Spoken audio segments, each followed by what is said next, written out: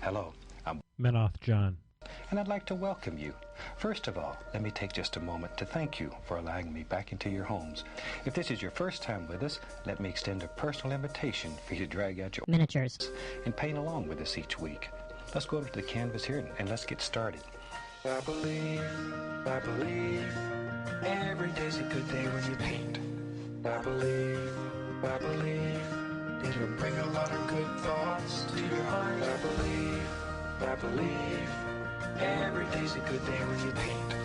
I believe, it'll bring a lot of good thoughts to your heart. Let's build a happy little cloud. Let's build some happy little trees. There are no limits here. Start out by believing here. You can almost paint with anything. All you have to do is practice. There are no limits here. Well, good afternoon, ladies and brushheads. God only knows how many people are going to actually watch this show live, but we're going to give her one hell of a shot. Aren't we co-host with the host, Mr. John Spencer? Yes, we are. We'll give it a shot. You know, brushheads, here's the deal. I'm going to rant for a couple of seconds. I'm going to try and keep it clean.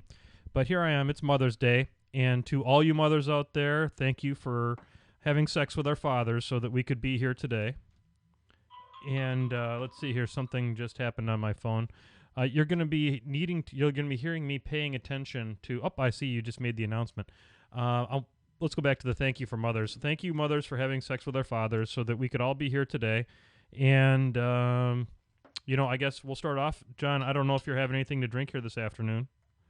Well, as a matter of fact, I've got some cracking right here. All right. Well, for all of our mothers and for wives who are mothers and guys who are just mother effers, this one's for you. Hey, Ron.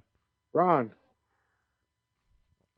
So, you may be asking yourself, what the hell is Painting with Menoth John doing on at 2 o'clock in the afternoon? Let's see here.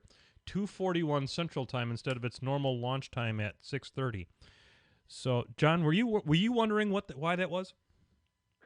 No, but only because you told me in advance. Oh, that's right. Because little peek behind the screen. So, those of you know I'm an engineer for Starbucks, and I am writing some manuals. And the process that I'm writing the manuals for is taking place in a faraway place, and I'm using all the wonders of technology, which for those of you who watch this show realize that I am a master of technology, and causing things to happen on a computer without computer glitches is like the thing I'm best at. So I'm watching this process, and a part of it failed, and now here I am on Mother's Day, not being able to have a Mother's Day dinner with Ultra Girlfriend Belinda Librarian because I'm stuck here waiting for them to unscrew up a valve in a faraway place. So, hooray. So, I was sitting here painting Gaston, who for some reason or other I didn't have the painting bug this week, and so finishing painting Gaston has been a little bit delayed. And I thought to myself, this is the kind of crap you do every Sunday night at 6:30 anyway. Why not go ahead and do a podcast? And I looked up on Facebook, and there you were, John. Well, to be fair, I'm usually on Facebook if I'm on my computer. Yeah, as am I. I mean, why wouldn't you be? Somebody you like might say hello, and then this happened. So, better than text messaging. Yeah, absolutely. And so here we are. I don't know. We might have a format. We might not have a format. I don't know what we're going to do, but John, are you painting anything today? No, I was actually about to get some stuff together after I got done cruising YouTube like I do. Sounds good, man. Well, I'm painting Gaston. He's in the middle of drying out in between washes, so I've started painting some Mechanithrals. Because I'm a dirty-ass Crix player now. Well, everyone needs a hobby. Exactly. So, hey, we got some people in the chat rooms here. Yes, we do. So got people caught on the message or saw us on go live, so that's cool. Yeah. So, I'm going to recommend to any of you guys, go ahead and get on here. I mean, thank you for coming. This may be an even much more interactive version of Painting with Menoth John than maybe what we're used to. So how was your week, buddy? It was good. It was good. Cool. Anything special happen? No, not really. Well, this is good radio. Well, I mean, A Oops. week's a week. It just wasn't a bad one. So hey, that Hey, I makes hear it you. good. I took off my glasses before I switched the camera over to the painting cam, so now I've got to squint here and try and figure out. There we go. Now I'm going to go ahead and put the painting cam on over here. Boom. It's a good thing that I know. Oops, what happened there? Okay, we want this one over here. All right, hang on. What happened? Boy, we haven't had one of these things. We haven't had a flame out like this in a while. I'm going to put my glasses back on so I can actually see what the heck's going on. My week was interesting and I guess a little bit frustrating. Just kind of work was kind of weird, and now here I am on a Sunday night and doing my thing, or Sunday afternoon, I should say. Yeah, that's cool. What the heck is going on here? Let's put that back up. Maybe I can turn both of these off. Let's dissolve that to here. You're gonna see some really interesting video coming off of here, guys. So dissolve. All right. So now there. Now if I can make that go away. Boom. There we go. Now we're actually on the painting cam. Somehow I managed to press enough buttons. I think, John, the way that this thing is working, it like overrides the painting cam if I'm if I'm like if I accidentally hit to the painting cam and something else at the same time. Who knows? It's all this, like I said, I'm a master of technology. Yes, indeed. We are all masters of technology. That's right. So there we go. Now I've even got it like zoomed in enough. So yay for us. So yeah, it's kind of a frustrating week. I'm working on these training manuals at work, and the process that I'm writing the manuals about only happens once a week. So here I am.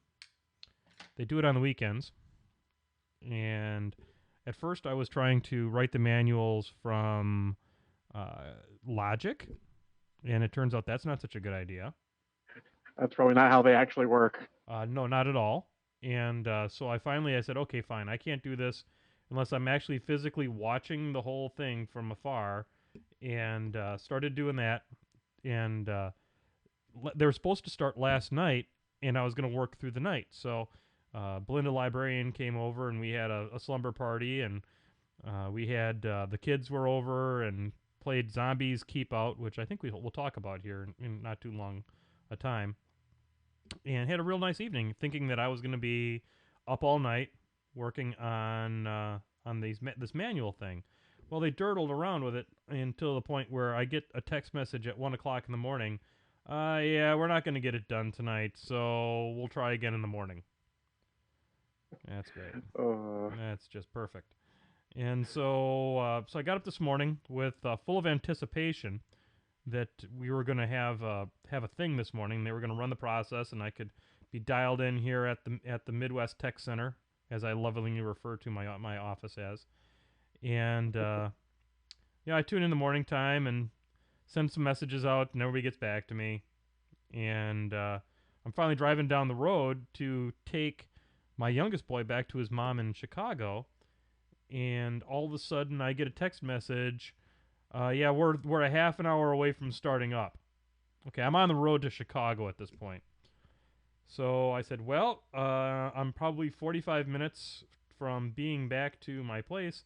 Do you think you guys could just delay it for a half an hour so I can get back so I can actually do this? Well, we want to get going, so we're not going to wait. We'll send some screenshots for you. So let me get this straight, folks. We dirtled around with this thing for over 12 hours, and now you can't wait 30 minutes. That's great. Thanks. Appreciate that. Thanks for all the fish. Yeah. Oh, modern business. Oh, yeah. It waits for no man. Oh, it's just great. So so now I'm sitting here and it's like, okay, great. All right, at least I'm locked in. I'm getting my screenshots. I'm doing all kinds of stuff. I'm watching the process, making great progress, and then it breaks. Yeah, it's like great. So I'm watching and just nothing's happening. It doesn't seem like anybody's even trying to fix it. So I call the control room in the faraway place, and it's pretty clear they have no idea what's going on, and they are allegedly trying to fix it. Well, they've been trying to fix it now for 2.5 hours. And I decided finally to just say, to hell with it, and I might as well do something productive. And so I'm painting, and I knew I had Gaston down here that who was angry as heck at me for not having painted him already, and I knew I had all these mechanothralls that I had airbrushed, God, a long old time ago, and so I thought, oh, what the hell, I'll go down and I'll work on those, and then all of a sudden, Painting with Menoth John happened. That's sort of that's sort of how it goes, isn't it? That's how this. It's not that different of a story than how the frickin' show started over a year ago. It's like I couldn't get a date, so all of a sudden, podcast happened. Yeah, that's how I first came to be on. You couldn't get it to work right, so we just called up and did some Skype painting, and then suddenly Menoth John happened. Yeah, and it's turned out beautifully because you're just an amazing host, and you know. By the way, we have to get a Crash the Bird update. How's Crash the Bird doing? We heard a little bit from him in the pre-ramble. She's just up there tweeting. Oh, I can hear Crash now. She's a little cranky. There's bees outside, and birds don't like bees. Oh, that's really ironic. You'd think the birds It and the is. bees would go together like carrots and peas. Yeah, well, a bee sting to a bird's probably a lot more threatening than it is to a human. Good point. That's a fairly large poison to body mass ratio as compared to a human. Oh, that is a bumblebee, and it's not really going to sting you, bird. Yeah. And there's a window. Yeah. That goes a long way. Well, I'm not going to insult the intelligence of Crash the Bird because we were just talking during the pre-ramble that it's likely that she's a little bit smarter than anybody gives her credit for, because the second that you and I started chatting, she started getting very vocal, and because she thought, hey, here's my big chance to be on the internet again. So, Crash and I have a lot in common when it comes to being, essentially I'm a podcast whore, she's a podcast, I don't know, what's the name for a female bird that sells its body? I don't think they've made one yet. Oh man, there needs to be a word for that. Let's see. A chirpstitute? How about a trying to think of something to go with avian. A prostatavian? There we go. Wow. Prostatavian. I like that one. All right, that's pretty good. So, I'm painting thralls here, buddy. This is that armor or is that bone? That might be armor, so I'll have to... I think I just painted some armor with thrall flesh, which means I'll have to go back and fix that. Frickin' mechanothralls. Well, I actually have deep thoughts. Holy smokes. Bust loose on some deep thoughts, buddy. All right, I've got a bunch. I might save one just to see how it goes. My first one is actually came from both a game someone else played in the local shop and a game I played on Friday night. Okay. On Monday, one of our guys broke free from his shackles, got to come out and play. Ah, yeah. And he's about to have a kid, or his wife's about to have a kid, so he's taking every free chance he can get to play games. Sweet. And about halfway through the game, just as it's starting to get through, his opponent gets upset at dice, even though they haven't been that bad, but maybe the perception is they've been that bad, and does the number one no-no and chucks them across the store.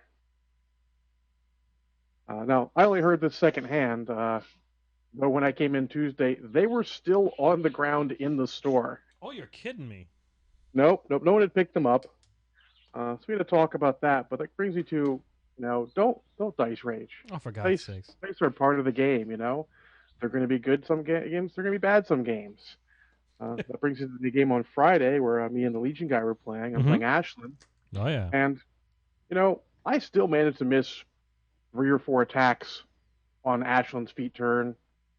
All game, I critted 3 times with my gun mages, like all game. No, that happens, man. That's part of the game. Yep. And then, late in the game, I had some bad dice rolls that were pretty amazing, but you stick to it. You don't get upset because, dice are why we have such an interesting game. Yeah. If not, we'd just be playing chess or something, or checkers. Exactly. And the key is just and don't dice rage like that. You can't. That makes you look bad.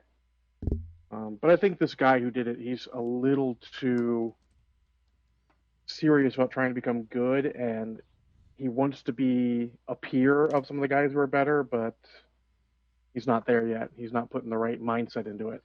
Yeah, absolutely. Hey, speaking of dice rage, I just noticed in the chat room that we have a very special brushhead, Mr. Niek. from the fabulousness of Europe, and he is on the Dice Rage Live. And Brushheads, if you didn't get a chance to catch the last episode, I may have lost my goddamn mind on that podcast and went a little bit over the top. I did check in with Tin Man XL. If you haven't watched Dice Rage Live, Tin Man XL puts on a hell of a little show, call in guests from literally all over the world. And, Niek, I'm going to try and see if I can't bring you onto this call, because I think that we need to have a little bit of Niek in our lives today.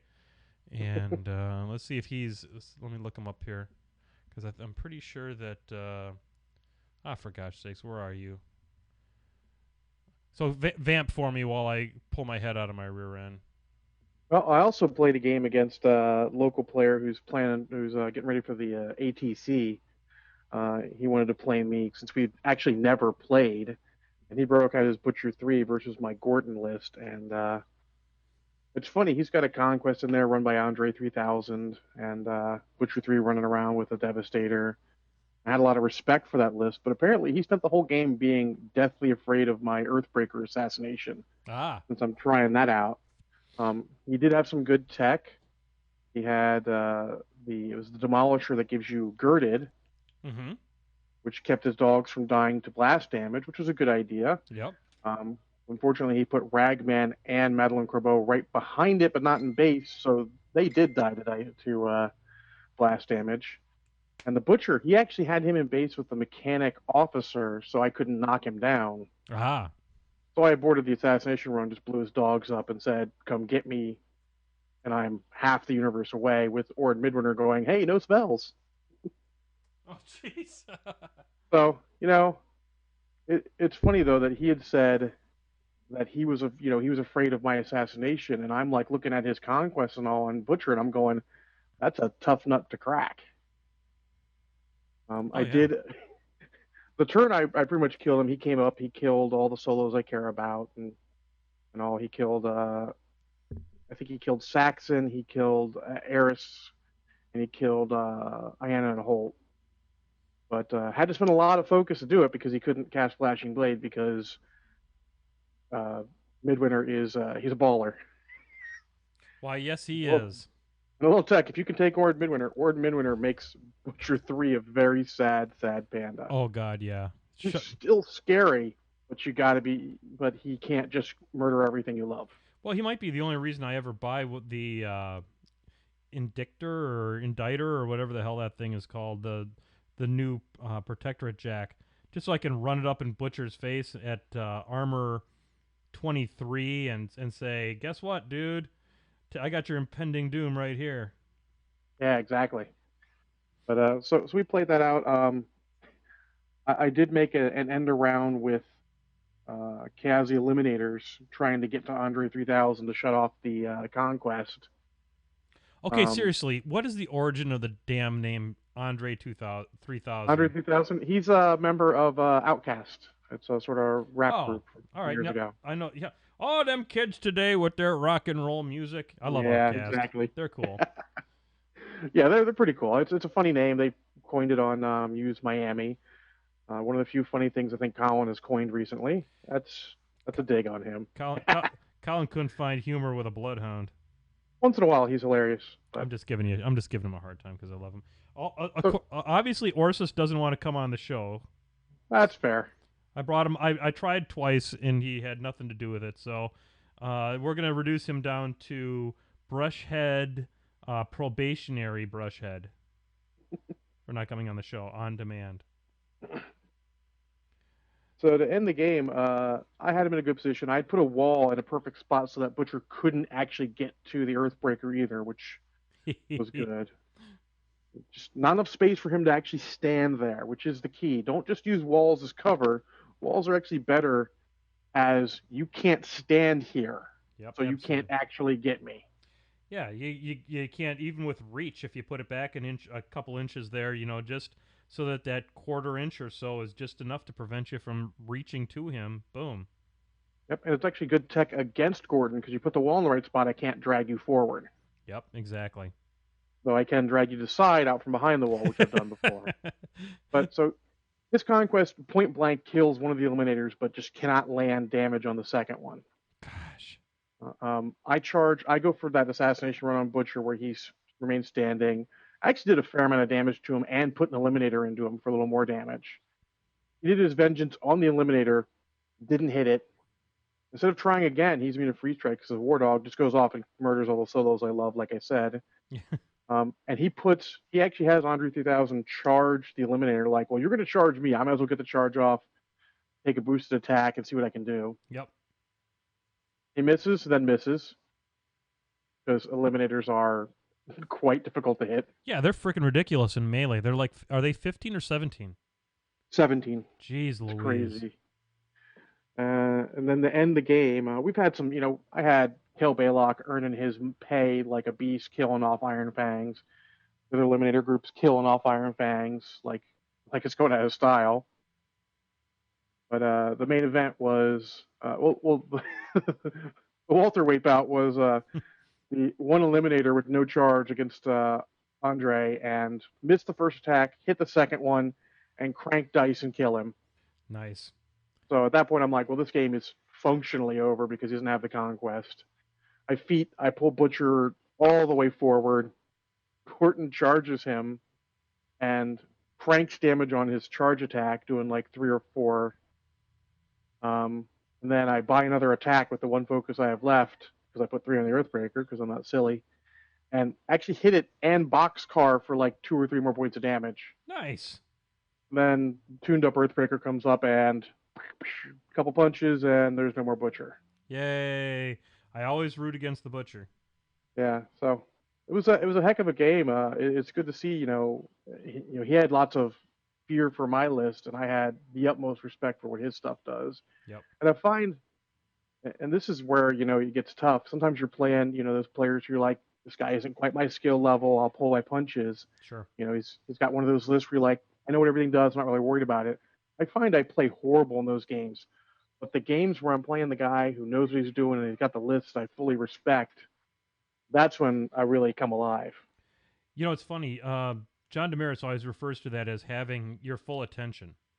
Mm-hmm. And John... Well, there are two ways, because when he usually says full attention, he usually means someone has done something, not necessarily to anger him, but I get that too, and I don't like that one as much. I like the challenge. I guess it's the challenge of a really good player with a really good list. Yeah, it's true. That was a kind of a poor analogy on my part, because you're right. I mean, what he's referring to is someone who's acting like a bag of wee-wee and ends up needing to be taught a lesson. And that's not what I was referring to. I mean, it's similar actually, because it is the same. You focus on what they're doing, and you're in the zone, as they say. Yeah, exactly. One of our listeners and frequent Flippity Bloop asker, Frank Thompson, he's one of those guys where he's a big 40K player from back in the day, and he would get in the zone and no one would beat him. Like, he's from the Air Force, he does intelligence stuff. I don't know exactly once because I don't ask, because I'm sure I can't now. But after 9/11, he was, busy. There's a tournament that weekend, but he did manage to get out for the tournament.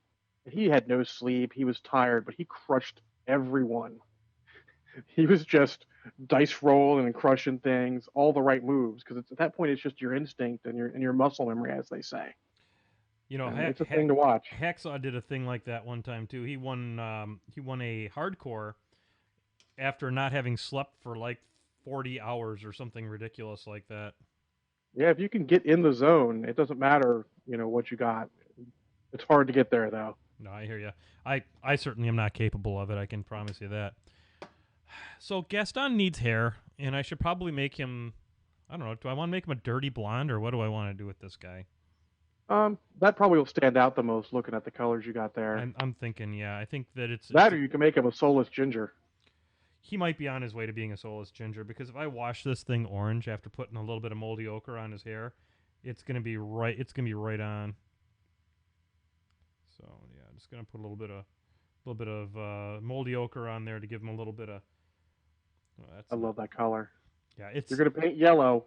That's the way forward. Start with that. Go from there. Yeah, yellow is just far too difficult to paint on its own. You got to give it a base of something. So here we go. All right, now I'm gonna give him here. So so yeah, I mean, I don't have any battle reports this week. Let's see, did I even play on Tuesday? I played. No, I didn't play. Let's see, no, I did play one game of War Machine. I played a. Let's see, I played Brian Culp, who's one of the locals here in town, Hmm? and I played a. Let's see, who did I play? I was playing Retribution, and I was playing.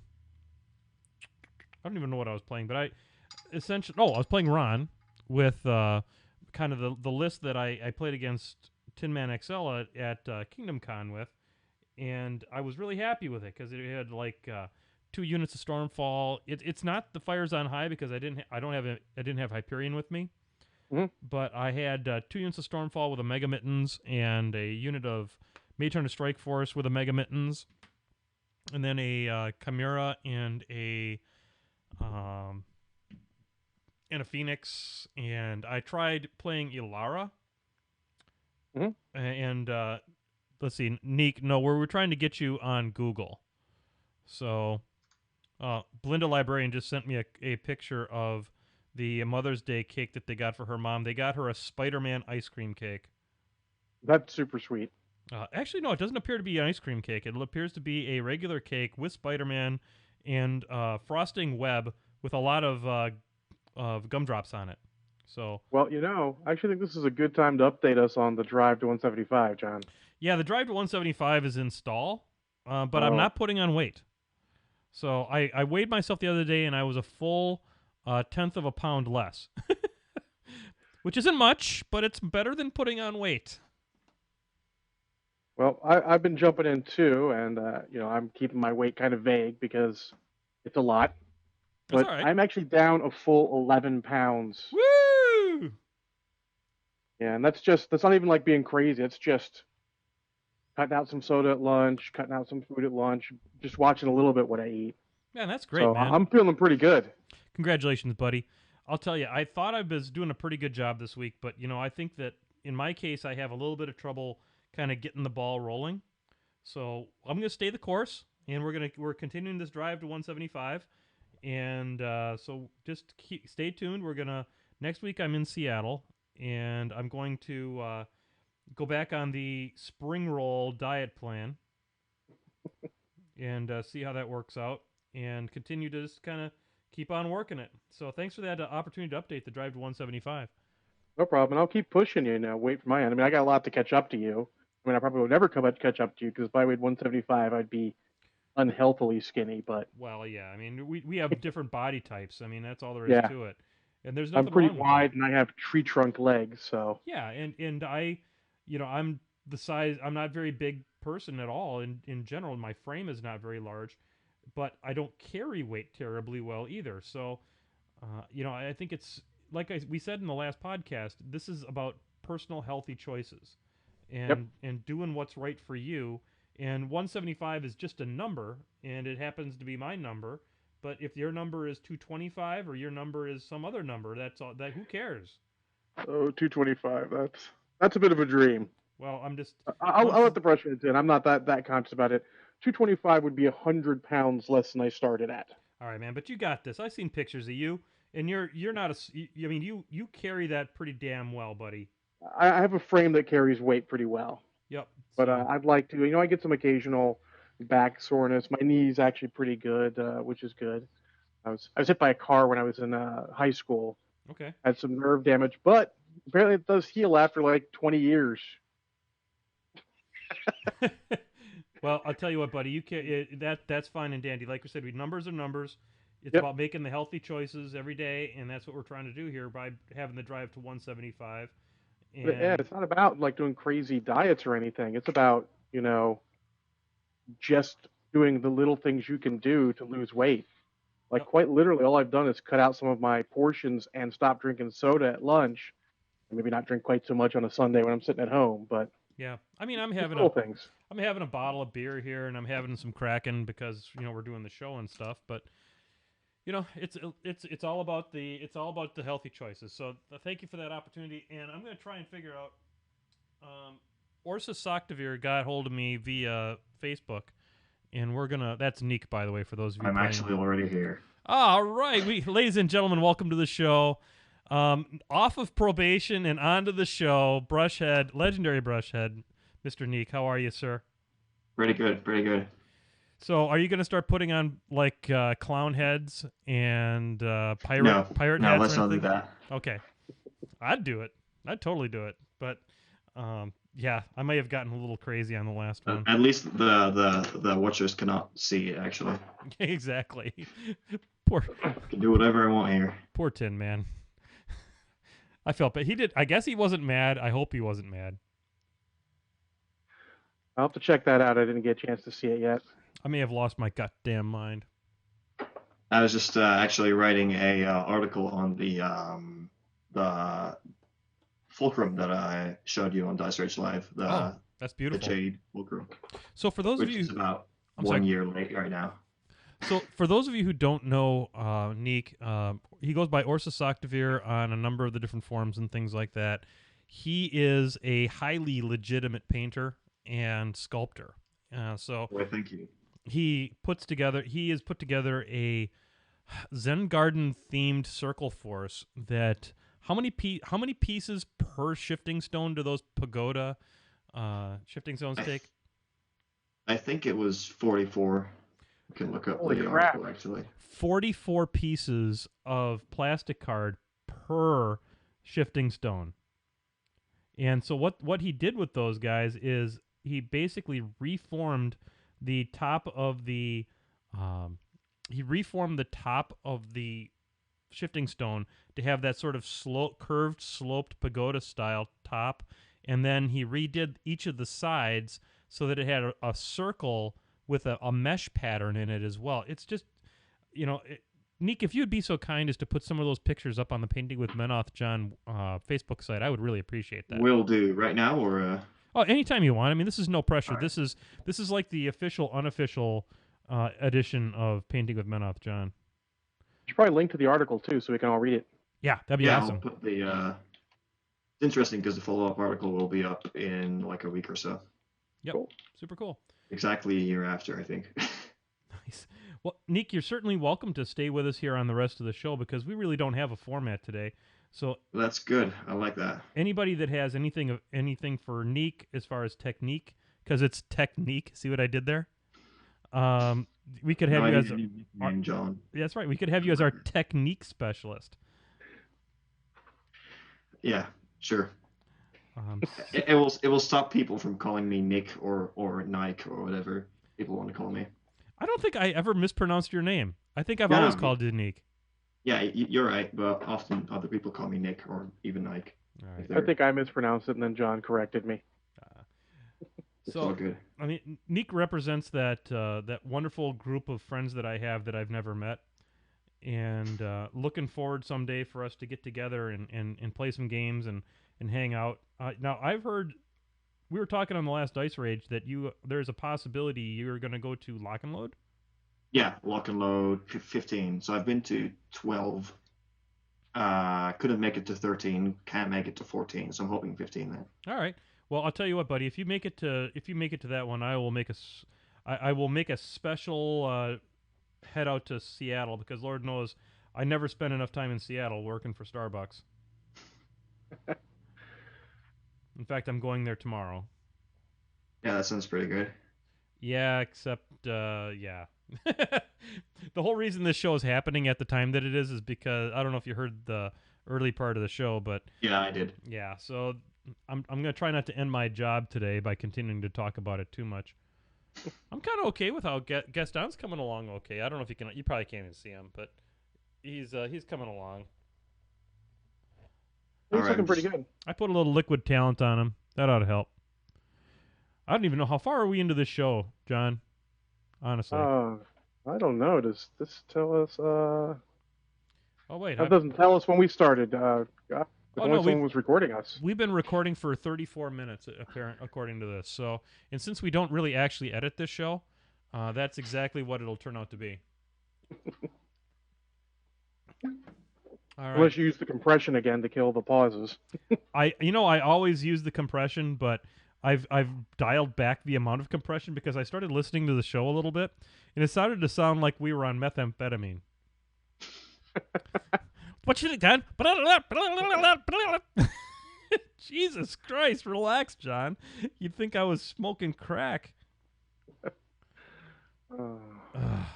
So what do you know? If you want, I've got a super deep thought that everyone can jump in because it's based off current events. Jump it. All right. Well, this is about problem solving, and it all started with the Hail Hydra list that came out before the Calissa list was errated. You mean the Retpocalypse? The Retpocalypse, yes. We see that. Now everyone thinks it's going to stand. I don't know why they thought it was going to stand. And we had a discussion locally where people weren't listening to me, where they're like, well, this is just broken, it needs to be fixed. And I'm like, no, that's not what this is. This is a position. We know they're going to fix it. I mean, we know that. But this is a time for you to sit there and think, if it doesn't get changed, how do I deal with it? Because the first problem is, as soon as you say something is broken, you don't try to fix it. You don't think. You need to stop and think about how you can, deal with it. And then when they fixed it, you're in better space than you were to begin with. Good point. So tell me, what were your thoughts on fixing against the Hail Hydra list? Well, looking at it from the unique perspective of just Circle, Ret, and Mercenary, since those are my factions, I did give a little thought to Signar since I used to play them. And Signar, the only answer is bring shield guards. You'd have to make a list specifically for that, but when Gassy was at the height of his power, you had to do that too. Good point. I mean, you bring all the Sentinels and all the Bokers, and you can avoid it. They can do work, and if they're your one-off drop, they can do work. It's not like Ret players are going to be coming out of the woodwork. I mean, how people are going to buy 9 Arcanists just to play that list or whatever, 9 more. Yeah, mine did have 9 in it. Yeah. So that, and I'm like, it's a lot of that. It's a lot of thinking about how to take the shots too. Plus, everyone who theorycrafted lived in the magical world where a boosted Rat 5 hits or a boosted Rat 7 in later turns automatically hits casters. Because where I come from, that's no guarantee at all. Good point. So I started off, and from a Circle or Ret perspective, have enough stealth where you can probably get by having a stealth caster as one of your pair. Yeah. I mean, Epic Kaya goes, oh, that's cute. We're done here. It was adorable. I mean, you could then go ahead and just remove a beast every turn, but they're Shadow Pact too. Yep. Granted, I mean, if he gets that Hydra into melee with a beast, he's taking that beast off, but who cares? Yes, he is. A 30 focused Jack is gonna. He has enough, even at Pillow Fist. Yeah. So, I thought about that, and I thought about, shield guards with mercenaries, because there's no stealth caster in mercenary, much to my chagrin. Mm-hmm. You could go with the silly Magnus 1, just knock him down every turn route, but you're going to run out of people to knock him down pretty quick. Yeah. So instead, I thought, well, people like to bring Gaston with 2 vanguards. Won't you start there? Mm-hmm. You can bring 2 Ogren Bokers and not compromise the rest of your list. You've got 4 turns of protection, assuming he hits every turn. Yeah. And it's even better because the first shot isn't going to straight blow a Vanguard off the table. So that Vanguard takes that first shot. Then, you maybe do the math on the second shot. It probably straight kills a Vanguard. So you maybe take it on a Boker, whatever's useful. And if you can get 2 shots out of like one of those Vanguards, you got to have 5 turns of protection. Yep. Good point. And he can waste time shooting at Gaston. I'm sure bound to have Jack Marshals or mercenaries or mechanics to start him back up. But who cares? He spends a turn firing at Gaston. You're like, oh, a free turn. Excellent. So it wasn't like, guaranteed one way or the other. There are ways around it. Yeah, most certainly. It's just a matter of stopping and thinking and applying some thought to it. It's like I said, I mean, it was an instant thing where we knew it was going to get fixed. Yeah. And actually, I thank the community for going full 40K on that list and immediately breaking it, because it was fixed before the list has even come out. I know, isn't that amazing? The quarter's still 2 weeks away, and it's fixed. That's the best thing ever. I love the fact that Yeah, we're still 2 weeks away, and here's DC on the forums going, okay, here, this is not how it was. Relax. Go get a coffee. Everything's gonna be fine. We haven't stopped creating the best play experience ever, or whatever his quote was. Yeah. Yeah, I like Yeah, that. I like that post from DC. It was pretty funny. I can it see was amusing because that all blew up while I was at work, and by the time I got home, done. I've been lucky enough to spend some time with DC on the outside, and Same here. he is such a dry personality. He's such a dry got such an awesome dry sense of humor. I can just see him at the office laughing his rear end off over what had come. I mean, the internet doesn't explode. I mean, it's like a hypernova of doom anytime anything happens. But I sure had fun with it for a few minutes. I mean, it occupied my afternoon one day this last week. That gave me some good thoughts. Had a start of an interesting discussion on our local Facebook group, and then ended with someone overreacting to a Facebook post and little Facebook drama. Facebook, I may or may not have Facebook overreaction? The deuce, you say? Yeah, it was funny, but I liked having the thought, because I'm not going to think about that otherwise. It's a good framework to start going, problem, how do I solve? That's what I like doing. Yeah, that's a very good point you make there. I was actually thinking about trying how to tackle it, but I kind of lost it quite quickly because my main faction right now is Kador. Yep. Oof, yeah. We don't have a very good source of stealth. Old Witch. Yeah, Old Witch, but with I think whatever the thing has, it's Phantom Hunter. Old Witch doesn't have stealth. I think she has Prowl. But Prowl works against that because it only ignores concealment. You still get stealth because you're in concealment. It's not like camouflage where you have to benefit from concealment. If you're in concealment, you get stealth. So you're still thumbs up. Really? Oh, that makes sense. That's John Tech. I got screwed by that in the game early on in my career and learned that one pretty well. Interesting. So then probably either that or Strakov would have been. Yeah, Occultation does it too. I was sitting here as a protected player going, well, looks like this Thyrolist is going to be my new future. Yep, and then the sales of Bogtrog Ambushers were about to go through the roof because you have to stay in the center of the table, or those things. I mean, even with 2 turns, they can run and engage. Yep, and that's. I mean, it's like so that probably would have been. Go ahead. Sorry, go ahead. Oh, right. Kador actually has that option too. I really like playing cost sides these days. Yeah, I mean, run and engage is a thing. Sometimes 2 units even. Yeah. They're not as bad as originally thought. You just made Nigel's whole day today, Niek. Why? Nigel champions those guys like nobody's business.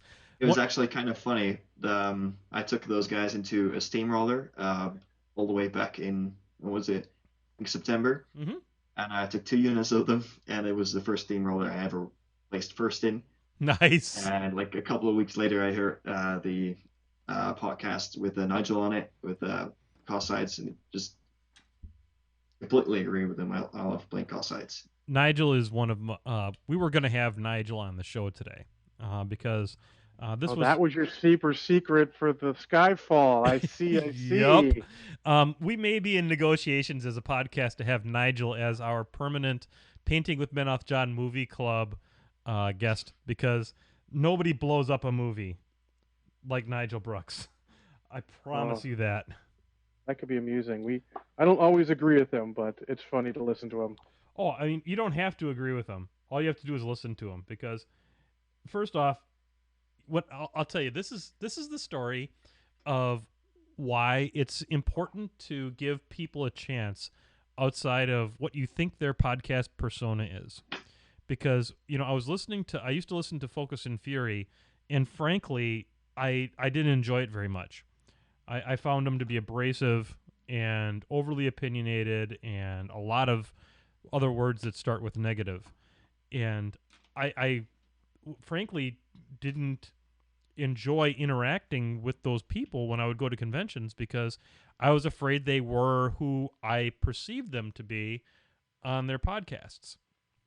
and then I went to War Machine Weekend, and I got a chance to meet Beanish and meet Nigel and meet Caleb and meet Ryan and meet all these guys who I got to meet as people and play games with, especially board games with, because War Machine Weekend is at its core, it's a War Machine convention where board games happen a ton, and they are some of the nicest fellas you'd ever want to meet. They're very kind, funny as hell, and Nigel is just a terrific fella. And I don't have enough. I can't say enough good things about Nigel. Can't say enough good things about Caleb, although Caleb would deny that there's anything good about him. But they've been always very, very, very kind to me. I've enjoyed recording with them. So I don't know that Focus and Fury will ever record another podcast, because now now that Nigel's moved to Iowa, and he's become sort of a regular on Muse on Minis. The chances are better than not that we've seen our last last Focus and Fury. And I shouldn't forget to mention Jamie Huddle as well, who this swank microphone that you hear me talking on wouldn't exist without Jamie. But those guys are super sweet. And so I guess my deep thought on that one would be, if you hear people on the internet, give them a chance. Even if you don't necessarily care for their internet persona, the internet tends to amplify one's persona, perhaps beyond what any of us would hope that it amplifies our persona. I think that if you took and thought about who I project myself as, you'd probably think I was the biggest goddamn alcoholic idiot you ever met in your entire life, and nothing could be further from the truth. My father was an alcoholic, and I have a healthy respect for the fruit of the grape and all that kind of good stuff. But I also realized that, guess what? I didn't inherit that gene, so I can have a drink and not have it, turn my life into something horrible. But I strongly recommend that you give people an extra chance. However, I will say this also: don't go drinking with Scott Ray. Scott, I was looking forward to that. Yeah, going to drinking with Scott Ray can end in one of two ways. You can either leave early or not leave. It's your chance. It's your choice. But he is also super sweet. But I just wanted to put that out there. So that is my one and only deep thought. I'm not known for my deep thoughts, John. Well, that's a good one. Hey, do we have anything from the chat room, John, as far as any potential flippity bloops? No, I've thrown the gauntlet out to them to throw some questions our way. Okay. I told them either we can answer them or throw them on the list for the Epic All Day podcast. Yeah, that's going to be a thing. We're going to have some good times on that one. Niek, are you aware of our Epic All Day? I have heard of it, yes. Okay. It would be great if you came on and stopped in occasionally. I mean, we're going to be starting in the morning time. Yeah, seeing as it's all day, I should be able to jump in at some time. We really love our European listeners an awful lot on the show, because you guys are some of the most vocal and supportive people we have in the community. So it's kind of nice to have a venue with which we can kind of shift the time zones a little bit. I don't know what I'm going to be painting yet. John, have you given any thought about what you're going to be painting? No, but I have plenty of stuff primed. I'll grab something. Yeah. I'm at a bit of a loss, to be honest. I mean, I'm getting into the cricks, and so I guess I could paint. Maybe I'll try to paint an entire unit of Bane Thralls. It might be a Galleon or Earthbreaker for me. Yeah, I gotta finish that. I started that Earthbreaker, and now I gotta finish it. Holy shit! Where am I gonna put? There's my water. Okay, good. Boom. Yeah, I started my Galleon a little bit. Haven't got a chance to go back to it. I'm getting everything I basic painted last year for the ATC, and I'm going to get it all fully painted, which is almost done. Actually, I've got a little bit of details on my hammer dwarves and then some gun mages to finish up, and then I can start anything I'm changing for my lists. Very cool. I'm trying to paint eyes here, so it's like I'm holding my breath and I'm like praying to all the gods, and I'm praying to the god of light. I'm praying to the god of of Menoth. I'm praying to anybody that will listen to me, because so that my eyes don't turn into some mongoloid mess from hell. So what exactly is the All Day podcast? So the All Day Podcast is in conjunction with Games and Gears, Sam All Sedge's right, company, and that's June then. that is June. It is. We are going to do it on the first Sunday in June, and what's the date on that, John? Do you have a calendar in front of you? I want to say it was like June 1st Okay. because Yeah, June I've got 1st. we got our store's birthday weekend is the next weekend. I may not be here for that podcast. Depends on how late our invitational goes. Okay. It's only 8 people, so it shouldn't go that long. Yeah, that should They help. hate me. That should help move it along a little bit faster. But if you're not here, we totally understand, and we'll see if we can't find somebody to kind of fill in a quick step. Boy, I did a terrible job on those eyes. Wow, that just sucks. Well, I get to redo that one. My super secret tech on painting eyes? Yep. Don't. Yeah. I mean, I want to eventually get there, and I've got like one model, the Ashland I got sculpted up by Spud that I'm gonna have to paint eyes on. So I'm gonna have to summon all my skills for that. That Ashland sculpt you did is for you? Yeah. I remember reading it about that in what was it called back in the day? In Lost Hemisphere. Three-time Black Hole, right? Yep. Yeah. It was great. I got lots of updates on how he was going with it. Yeah, he had a lot of fun with that. Yeah. I remember him rebuilding the entire hip section. It was. Yep, but it looks legit. I still haven't gotten it painted. I just started getting it on the table for some good time. But that's what happens when you've got a little bit of faction ADD. All right. Well, it looks like the sculpting Tiona's is really cool. I like it a lot. Yeah, it is. I'm very pleased. It is the best birthday present I've gotten. All right. It looks like Tiona's Bladesbane asks, do you have a hard time painting models that don't do well for you on the board? Yes.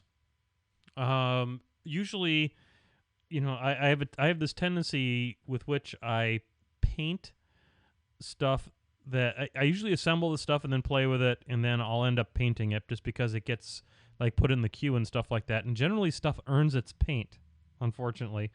I mean, I know that sounds weird. This is the worst job I've done on eyes in a long time.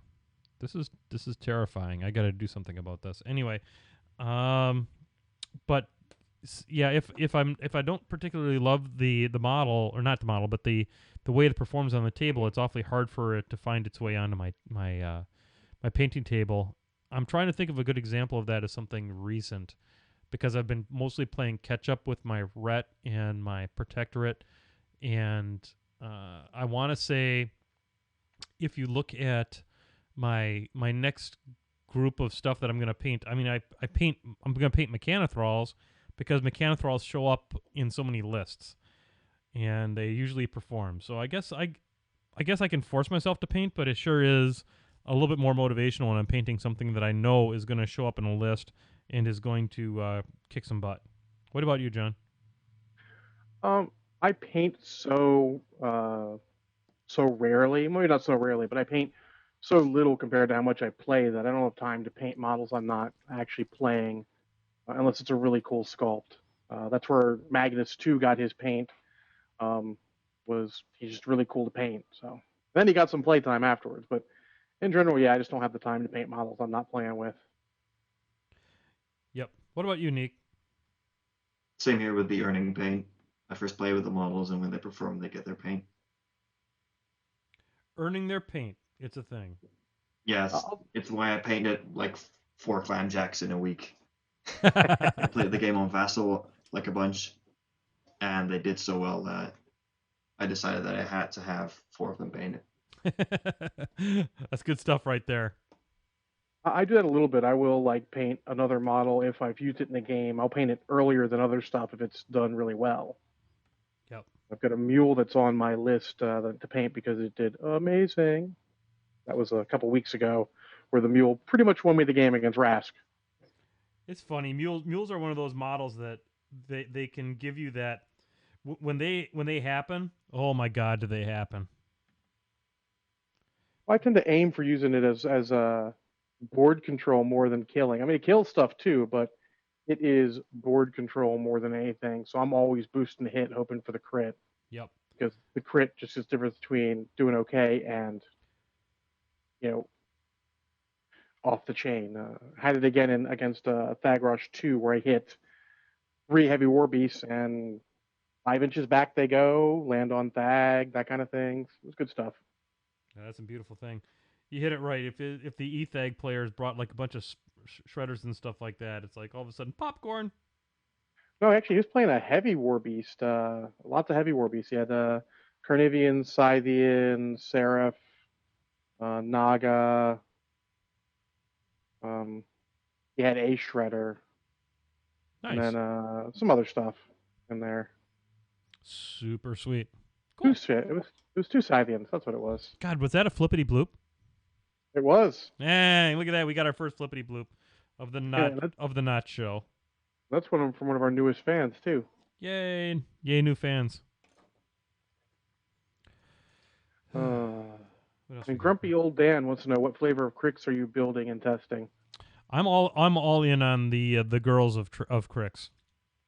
So I'm building a P Scar list with all the usual suspects, mostly because the greatest day of my life was when I took 2 units of circle infantry off with Gerlach Slatterborn in a single activation. Hark. Yeah, I ripped through an entire unit of Reeves and Blood Trackers in one activation, under Dark Guidance and her feet. That model is patently unfair. Until he triple ones it, and then you're like, oh, that was unfortunate. But you know, it's the best feeling triple ones you'll ever have. Just because the look on your opponent's face, she's like, oh, thank God. Oh my God, thank God. Followed by if it's the first one. Oh, not on the first one. You can't have a smile on your face if you miss the first one. But if it happens like 15 models later, it's like, okay, that's fine. 2 points or 3 points or whatever he is, just took out 15 points. Yep, you earned your paint. He's actually. It just means that you're not death clocking yourself. Yeah. That's true. That guy will death clock himself faster than you can imagine. But boy, is he fun. So I actually just got Anastasia DeBray to work for the first time ever. That's some good hot sex right there. Oh my lord, yeah, it was amazing. I mean, she's done stuff before. She's killed some Eris, killed all sorts of stuff that's hanging out near the edge of the board. But this is the first time I got espionage off, and it is everything advertised. Holy crap! Wait till the first time you pull off espionage twice in a single game. I swear to God, you'll I don't know what you'll do, but it'll be it's bucket list type stuff. Well, it made the difference between me being in a bad position and being great, because my Mangler had managed to miss 2 5-ups to kit the Carnivian, leaving it on 4 boxes. Mm-hmm. My gun mages had managed for 2 turns straight not to crit the Scythian a single time, and it was left on 4 boxes because I also couldn't break its armor too much. And getting off that 1 espionage got Lanissa Rasal, who's one of my new favorites, over, and she blew the Scythian off the table, and got my 1 remaining Hammer Dwarf over, and he blew the Carnivian off the table, and I was like, this is awesome! Yeah, it's pretty fun when you can pull that off. I would paint her right away, but I actually painted her a while ago just because she had primer on her. There you go. Those weekends where you're like, well, everything's basic done. I'm going to get some more models basic done in case I change my specialist or something crazy. There you go. Yeah, she's fun. She's good times. Too bad they both don't work for Kador. Well, yeah. You invade someone's country, they tend to not like you so much. It's crazy. Yeah, I mean, seriously, Yeah. you could play with the Piper if you'd stop being an imperialist bastard. Well, no, that ship has sailed. They killed his family. That one's pretty much done. Good point. It's Anastasia and like Gaston are more the imperialist bastard ones. There you go. And then on the subject of Lanissa, she was, I've been trying her out with Ashlyn because it seems like a good combination because she's got a crit effect on her spell. I'm using precursors, and Hunter's Mark's one of the few ways to increase precursors anything. And I got it off like 3 or 4 times, and it was freaking great every time. She may not, she can't do the same things against Legion that you'd think with her spells. But Hunter's Mark again and again, and the occasional making some be stationary or something is great. Yeah. Especially since against that particular Legion player, I love to hit him right in the feels, as we call it, the spirit. You can hear the cries of "not in the feels." And she's such a beautiful model to paint up too. I actually have one my wife painted up a while ago as I think a D&D character. Nice. But I've got another one primed for me to paint up, so I don't have to keep stealing hers. There you go. And, oh, look, we got your buddy Brett Painter hanging out in the chat room now. Is he ready to ask some questions? Because we need material. I hope so. Yeah. I say your buddy. I mean, he's my buddy too, but... Yeah. My buddy. Don't saddle me with that. Well, he doesn't show up at the store too often. He's got, kids and wife and work and stuff, so I understand a bit. Yeah, I know. All that stuff is solvable. I've solved that problem twice. I've solved that problem without having to get a divorce. There you go. Yours is... Heck, what's that? My wife's actually in D.C. at the Fairy Festival right now with one of her friends, so... Nice. I get the whole weekend. Yay. Doesn't change much, but hey. What is a fairy festival? Something that makes her happy, so it's good enough for me. Okay, there we go. That's She fine. spent the past week and change making fairy wings, so Nice. awesome. Yeah. 9 out of 10 geek husbands would kill for that. Yeah, well, I mean, she lets me out every Saturday anyways, but There you go. I could have gone to the store today, but I decided not to because I had to watch Skyfall. I made it through the first half of that movie. And then I stopped. But do we want to blow this show up? Do we want to blow that movie up now, or do we want to wait until we get Nigel on next Sunday? Hope we can get him on next Sunday. Let's not blow it up. Okay, so here's the deal. We're going to put a moratorium. We're going to give everybody a 1-week extension to put themselves through the unique terror that is Skyfall. Uh-oh. And You're going to have different opinions of this movie again. Yeah, we are. I'm not going to go into a whole lot of great gory detail, but yeah, we are going to have a definite difference of opinion on Skyfall. If you think it's something other than a bucket of nonsense, then that's fine. That's what the beautiful thing about life is that we get to experience different things about it. So yep. I got a whole little page of notes here. I took notes watching it. I might have to make some notes because, first off, I think the way that it's going to work with Nigel is we're going to say, so what did you think about Skyfall? And then we'll come back a half hour later, and then we can offer some differing opinions. Yeah, I'll get up and go get a drink and stuff. Mm-hmm. Just walk away. But have you seen Skyfall? I have not, but now I have a week longer to actually watch it. Yeah, I highly suggest it. It's but if you're gonna do it, bring some booze. How terrible is it? Is it really terrible? Okay, I'm gonna just put it this way. This is the only thing I swear to God, this is the only thing I'm gonna say about it. The opening sequence. Bond movies have typically over the top opening sequences, right? Before the credits even roll, there is usually somewhere in the neighborhood of a 10-minute chase scene, right? Mm-hmm. So this one happens, and he falls off a train and falls through the air. It had to be 70 to 100 foot drop. Okay, now, and then falls into a river. So if you fall, now for in metric, that's probably something like 30 meters, okay? He falls. Thanks for that explanation. Yeah, no problem. I'm there for you. And this show is 100 metric minutes long or whatever that it is, but that's a callback, folks, to Dice Rage Live, and that's what makes me a professional podcaster. But so good thing we don't have any English on here because we probably be making Australian English jokes now. Well, exactly, but I'm not going to do that. So, because you can only call back a little bit without it becoming, just a pain in the ass. But anyway, so he falls off this bridge a good solid 30 to 40 meters into water, and you're like, dude's dead. Got to be dead. In fact, they show, and then all of a sudden the movie happens, and he's not dead. Stop it. I've watched Mythbusters. I know how physics works. He didn't survive that. There is no way to survive that. He pulled hundreds of G's hitting that water. And no, it doesn't work that way.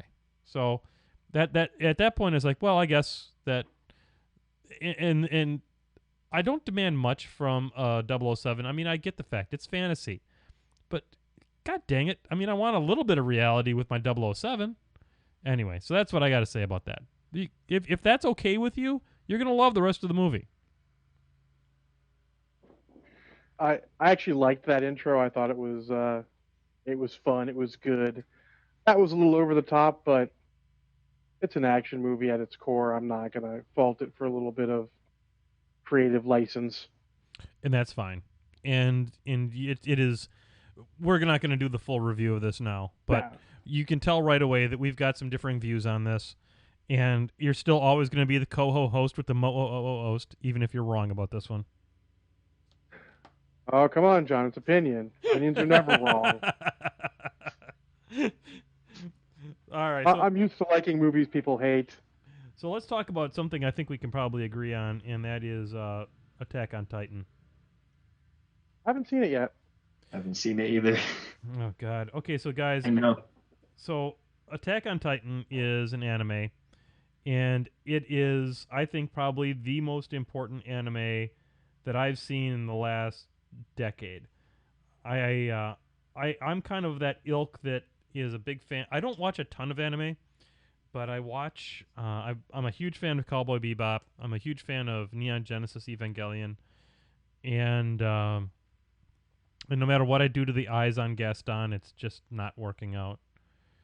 And this one is the brief plot synopsis of Attack on Titan is that Earth has retreated behind a wall, a series of walls, and the outside the walls are these giant humanoid creatures called Titans that are all they do is eat humans, and they have the creepiest smiles on their face that you can possibly imagine, and all of humanity has gone behind these walls. A religion has sprung up about these walls and where they came from and all this kind of stuff, and it's a story of this kid whose family gets wiped out by the first big Titan attack, and he joins the military that is fighting these Titans. And it's the best anime I've watched since Cowboy Bebop.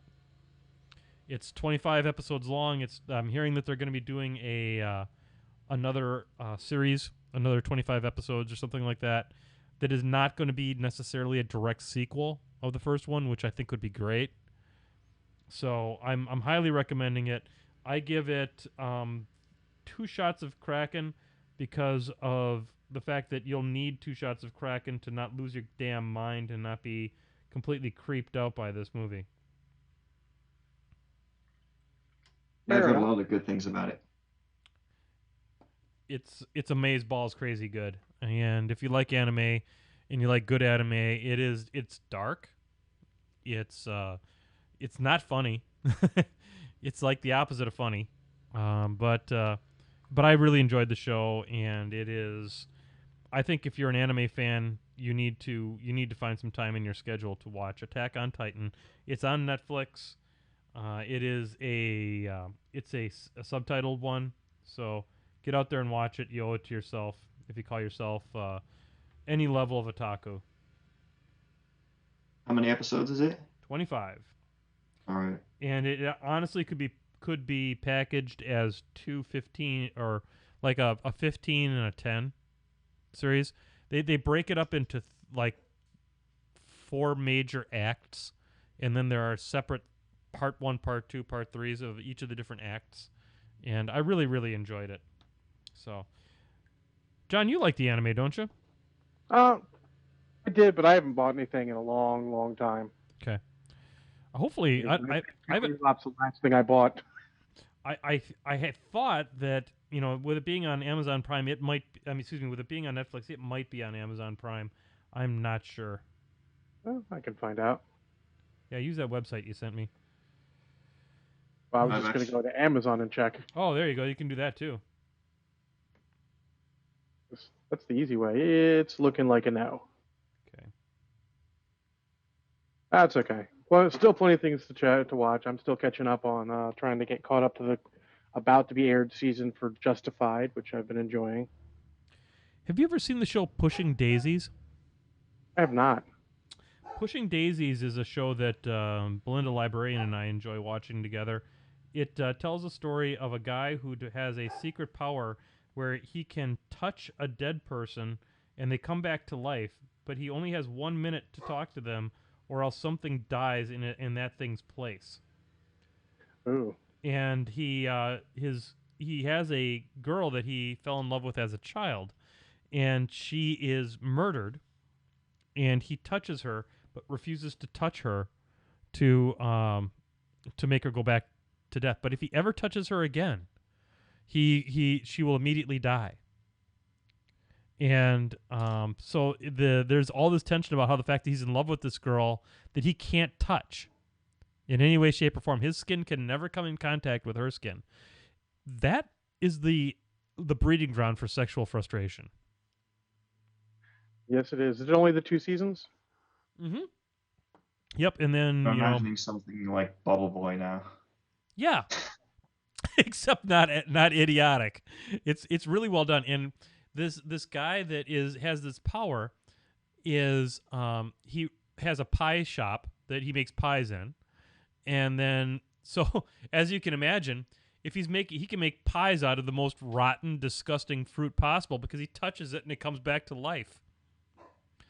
And then he also works as a detective because he is he can touch the dead guy, ask the dead guy who killed him, and then go and solve the murder and get all the reward money. And I highly recommend this show, Pushing Daisies. It's on Amazon Prime, and it's cute, and it's straight up adorable. And it's Belinda and I watch it when we're not watching Cosmos or Game of Thrones. I know that sounds weird, huh? Kind of a comedy compared to those two shows, but I might be done with Gaston. And it looks like it's only 22 episodes, so that's not too bad to catch up on and check it all out. No, it's really good. I'm gonna put a little bit of I'm gonna do a little bit of black lining on Gaston, and then I think I'm done with him. Sweet. Where's my let's see, gotta get my armor wash out here because nothing black lines like armor wash. So Niek, tell me what are the kinds of things, is television, this is gonna sound like the most asshole question I've ever asked, so prepare yourself. I'm waiting. Television in Europe, what are the shows like? Are they situation comedies like we have so many of here in the United States, or does television just simply not play the same kind of role? I actually don't watch as much television Okay. as most people do. I prefer just watching shows on my computer. And they're never like Dutch shows. I guess we have a lot of like bad celebrity and reality shows of Dutch people, and some comedies and some drama series, but nothing really interesting. It's all a bit of the same gray goop, basically, that they produce. Not really anything that fancies my interest, and that's why I don't really know a lot about it. It's interesting that we have so much of the same kind of stuff here, though. Too, we have terrible reality shows here in the United States, and I think we've gotten some of them from England. Big Brother and some of that kind of stuff all started there in Australia, and because Australia being a country just across the English Channel from France, and we've inherited some of those terrible shows from the country we had to kick out. I'm pretty sure actually that Big Brother might have started in the Netherlands, and so sort of the voice of something. Really? Voice. Yeah. It's just Wow. one guy who is just like apparently a TV genius, but really does not really interest me in any way. The only times I watch TV is in the morning during breakfast for just watch the news and it. What do you have for breakfast? What is the typical Dutch Well, breakfast? most Dutch people actually just eat bread with some form of stuff on it, like peanut butter or whatever it is. Our bread is not as disgusting as yours. It's not sweet. It's just normal bread. Man, listen to this. That's racist. Is that racist bread? You're being racist to our bread. Yes, I am. I've tried it multiple times in America, and I just absolutely hate it. Yeah, they put a lot of they put an awful lot of sugar in the bread here. I actually don't eat bread for breakfast normally. I just get cereal. Sure. I used to make cereal professionally.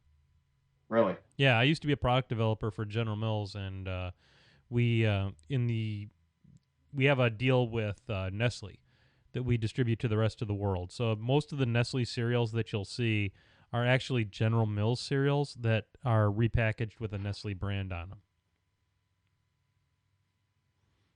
So All right. oh God, what the hell? There's like this chocolate scoop shaped cereal. I forget what the hell it's called, but Chocapic. That I don't know if they distribute that in the Netherlands, but God, I'm done with Gaston. I think if I do much more with this guy, I'm gonna screw him up. So I'll go ahead and post pictures of this Brushheads.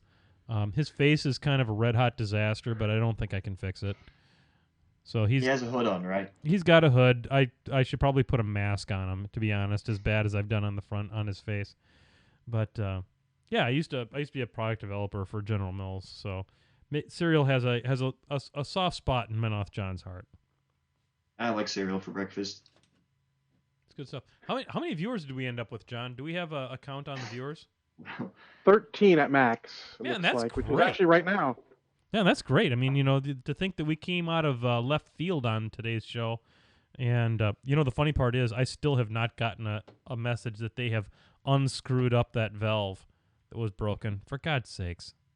Yeah, we're just talking about Almost Human right now, since I just started airing in Europe, and just got canceled in the U.S. So they're gonna get the whole series, and then it's done, and we get to hate Fox some more. Almost Human is going to have that same. I don't know that it'll necessarily drive to the same level that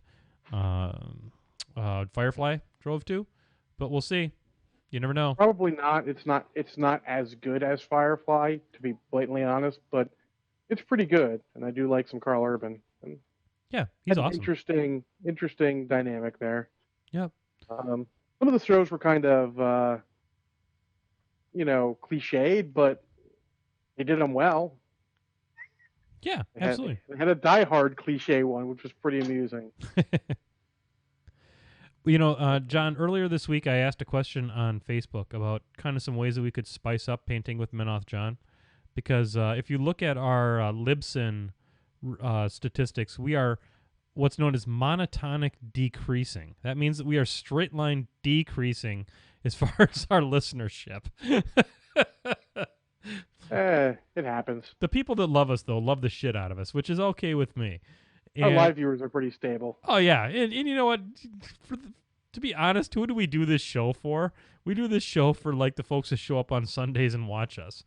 So. Yep. And we're always going to get the guys who are listening to us for a while there's nothing else going on through the Muse feed, and they're going to lose some there. So. Yeah, absolutely. I mean, turns out there are plenty of podcasts that aren't my cup of tea also. So whatever. People got to listen to whatever they want to listen to. But one of the things that the Brushheads had indicated that might be something that they want to listen to is bringing on more guests. So I want to thank you, Niek. I'm running out of stuff to talk about, John. How about you? Without going crazy into stuff, yeah, I'm pretty much done too. Yeah. Was there anything, Niek, that you wanted to mention, or anything you want to publicize? You're muted, Niek. He may have. He muted himself. Yeah. I had my microphone muted because my fan for my computer is really loud.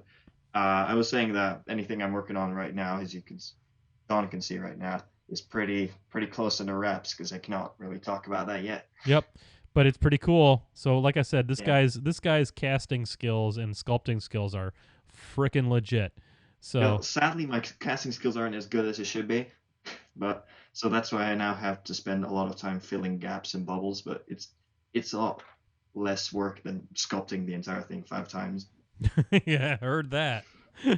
So yeah, I look forward to you being able to talk publicly about that little project. Yeah, gonna be fun. In a I'll actually make an article about that on Hand Cannon Online again. Nice. Documented the entire thing, like each of the different steps. So it's going to be on Hand Cannon Online somewhere in the next year. Cool.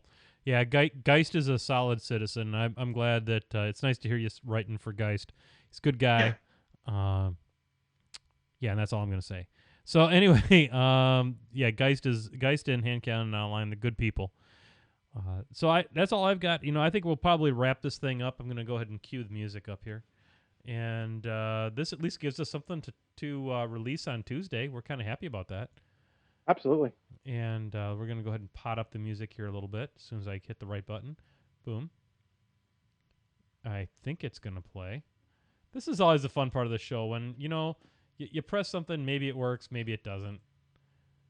There it goes. All right, so here we go. We've got the music playing in the background. I want to thank John Spencer, Menoth John. I want to thank Niek. I want to thank all the Brushheads who tuned in here on a Sunday afternoon edition of Painting with Menoth John. We like to call it the Eurovision song contest version of Painting with Menoth John. And should we all grow beards now? Yeah, we'll all grow beards and wear dresses. It's going to be super awesome. So, on behalf of all of us here at Painting with Menoth John, you have yourself a great week, and we will see you at 6:30 p.m. Central in the United States for the regular Sunday Night Spectacular. I'm going to go see what's wrong with that valve, and we'll talk to you later. It'll bring a lot of good thoughts to your mind. Let's build a happy little cloud. Let's build some happy little trees. There are no limits here. We start out by believing here.